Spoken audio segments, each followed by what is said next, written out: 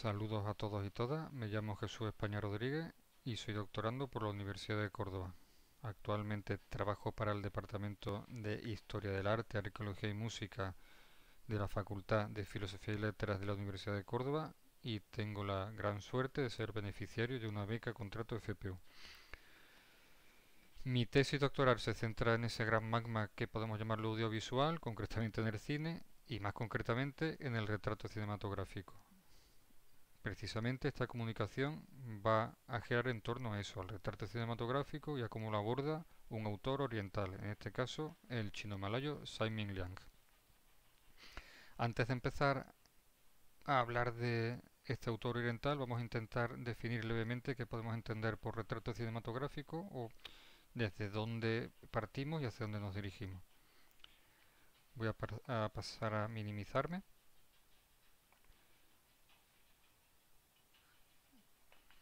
y comenzamos con una frase de Jacques Saumon que procedo a leer.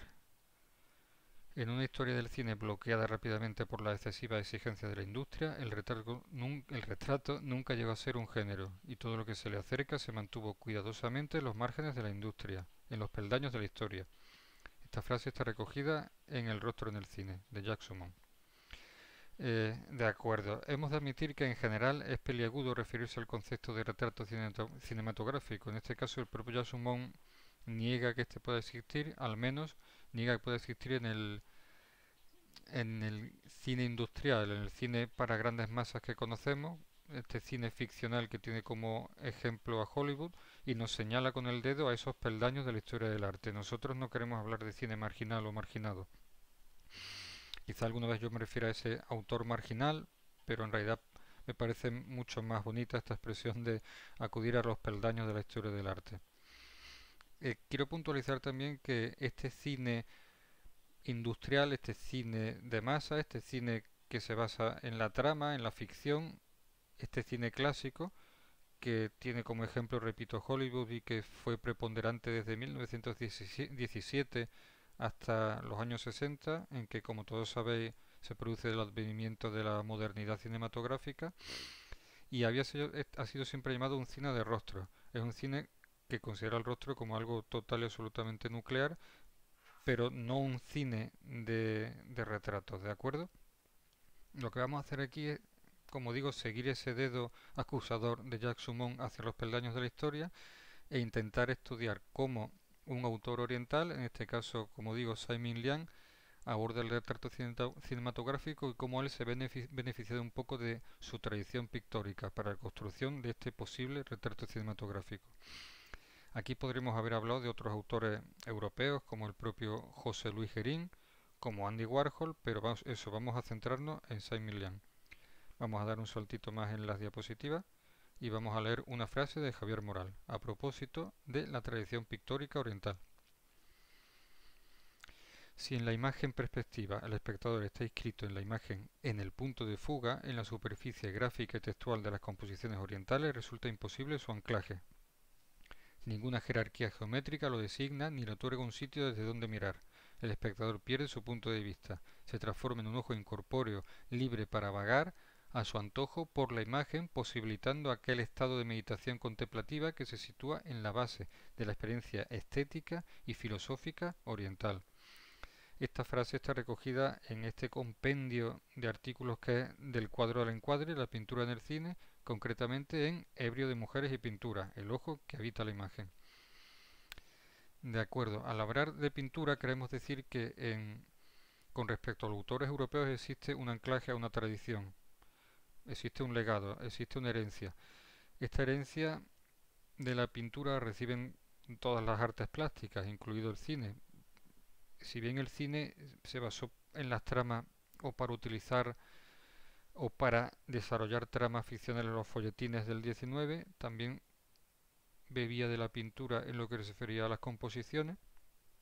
Estoy hablando un poco de la pintura historicista, pero más allá toda la tradición europea se basa en esta pintura florentina que surge primero con la composición lineal, con esta perspectiva lineal y posteriormente con esta perspectiva aérea, sobre todo ya con cuando se vuelve importante la pintura veneciana, mucho más tarde. me refiero a Masaccio, Duccio y todo lo que vino después, esta pintura, digamos que eso concede o hace que muchos autores beban de una tradición que tiene unas cualidades meramente plásticas, pero existe un legado más importante aún. Vamos por utilizar palabras de Jean-François Lyotard. Digamos que lo visible es reabsorbido por lo decible. Por decirlo de otra manera, el significante pictórico, en este caso el fílmico, no funcionará gracias a su condición material, sino por lo que significa.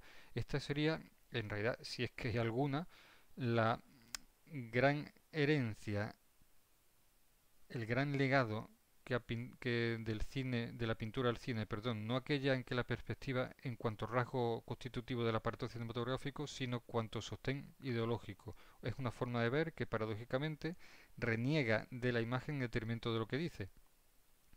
Y ahora volvemos a la pintura oriental y advertimos o nos preguntamos hasta qué punto esa tradición artística subvierte este esquema anterior europeo de lo visible y lo decible.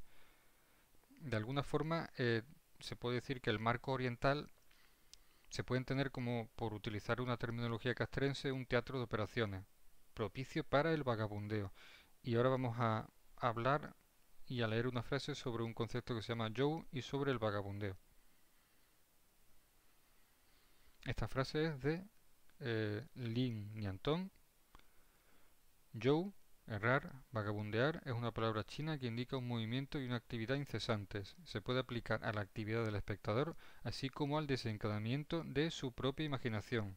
Por ejemplo, cuando los ojos se mueven, el espíritu galopa. Lin Nianton en el cinema chino, el cine chino. De acuerdo, este vagabundeo personalmente nos lleva un poco al cine de la modernidad. Si bien es cierto que los personajes de Godard o Antonioni parecían en muchos casos vagabundear frente a nuestros ojos en la pantalla, se dinamitaba así uno de estos piedras angulares, de estos mandamientos, por llamarlo así, esculpidos en piedra de las tablas de la ley del cine clásico, que era esa relación causa-efecto.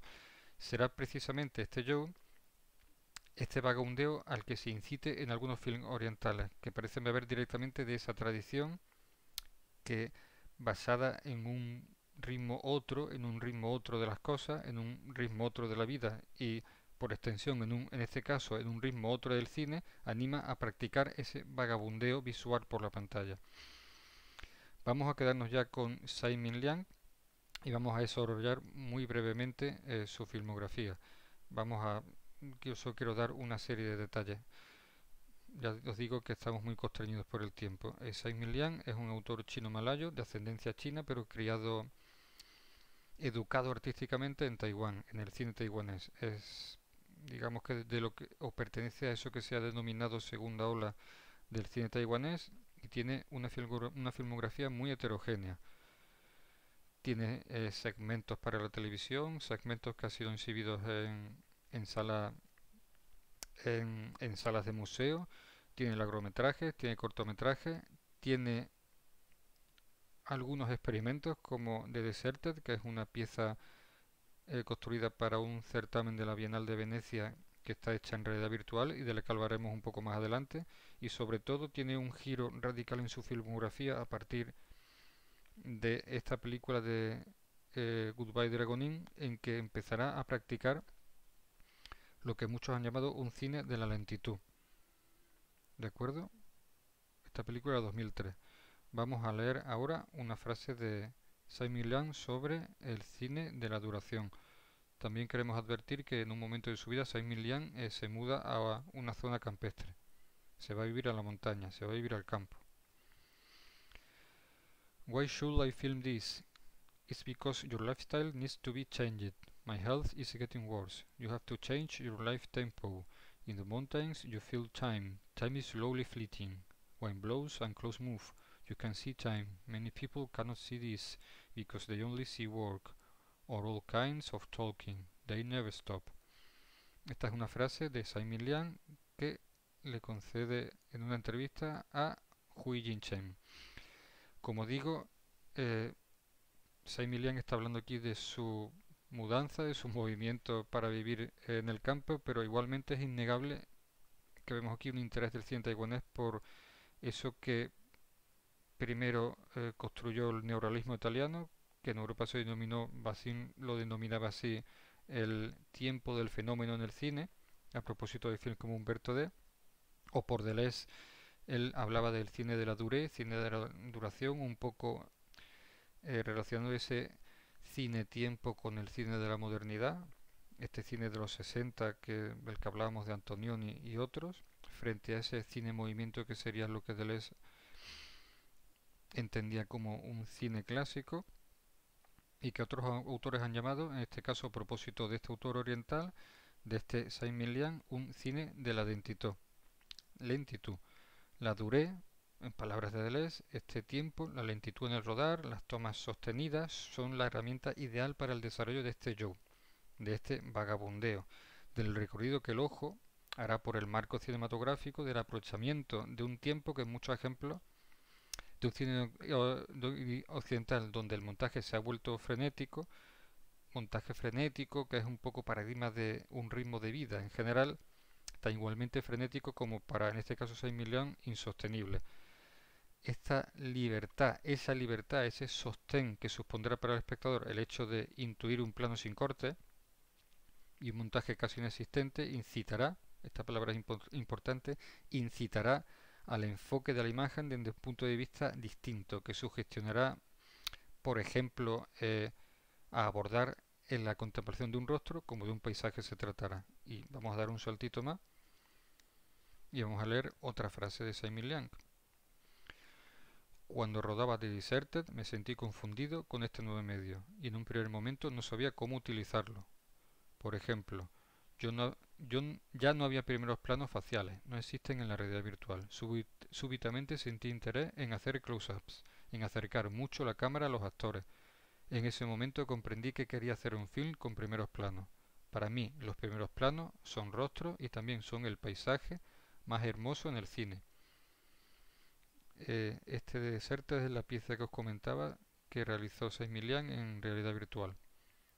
¿De acuerdo? Y para ver ejemplos sobre esta frase también está recogida en esa entrevista que concedió Simon Liang a Rodrigo González. Vamos a poner dos ejemplos. Primero tenemos este Viaje al Oeste, Journey to the West, en el que vemos este close-up del rostro, este primer plano del rostro de Denis Lavant, el actor francés. Lo que vemos aquí es un rostro ciclópeo que invita a ese recorrido casi a pie. Cada arruga un surco o un camino, es como un rostro paisaje, es como un rostro pantalla. Este plano es el que abre este film, Viaje al Oeste, que forma parte de una serie de Walker o de Walking en que un monje tibetano camina muy despacio frente a ese ritmo frenético que lo rodea. Este, como digo, es el plano que abre esta película. Y por poner otro ejemplo, en este caso tenemos Tu cara, Your Face, de 2018, en que la anterior película es 2017, en que tenemos una serie de actores, en este caso no profesionales, salvo un caso en que aparece sí el actor fetiche de Simon Liang, que aparecerá en toda su filmografía. El resto son rostros que Simon Liang encontró en Taipei y que sintió la necesidad de grabar porque pensaba que esos rostros podían contar algo. En este caso, insisto, estos rostros no soportarán el peso de la narración. No existe una narración al uso, sino que soportarán esa invitación a recorrer sus arrugas, que digamos que está favorecida por esas tomas largas, por esos planos sostenidos. Es, como digo, todo un ambiente que favorece un poco al yu, a ese vagabundeo.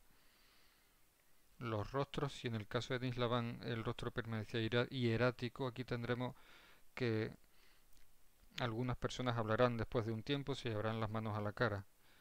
Algunos incluso sonreirán, pero no permanecerán, como digo, hieráticos como en el caso de Denis Lavant. Pues por ir terminando, pues queremos hablar de una serie de conclusiones.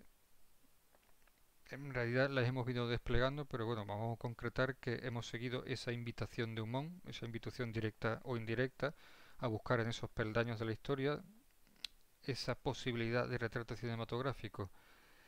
Nosotros creemos que este existe como tal en esa marginalidad, en esos peldaños de la historia, donde una de las estrategias que opera el cine para materializarlo es, como en este caso, en este cine oriental de Saint-Émilion, ese cine de la lentitud, que insistimos en Europa hemos llamado un cine de la durée, un cine de la duración, que se cimenta en una independencia de la imagen cinematográfica con respecto a esa trama que lo dirige todo en el cine de ficción para grandes masas. Recordemos ese cine de Hollywood, ese cine clásico.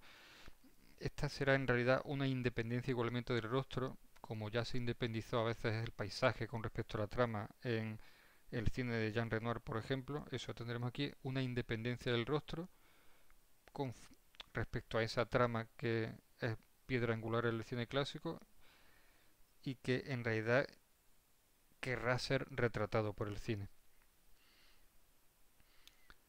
De acuerdo, sin más, me voy despidiendo. Les invito a videar la filmografía de Saint-Émilion, realmente interesante, a consultar esta bibliografía que espero pueda resultarles útil y a emplazarles a mandarme algún mensaje a mi correo que aparece en la primera diapositiva si tuvieran alguna duda o consulta y mi ayuda pudiera resultarles útil. De acuerdo. Vuelvo a maximizar y sin más me despido. Muchísimas gracias por su tiempo y atención.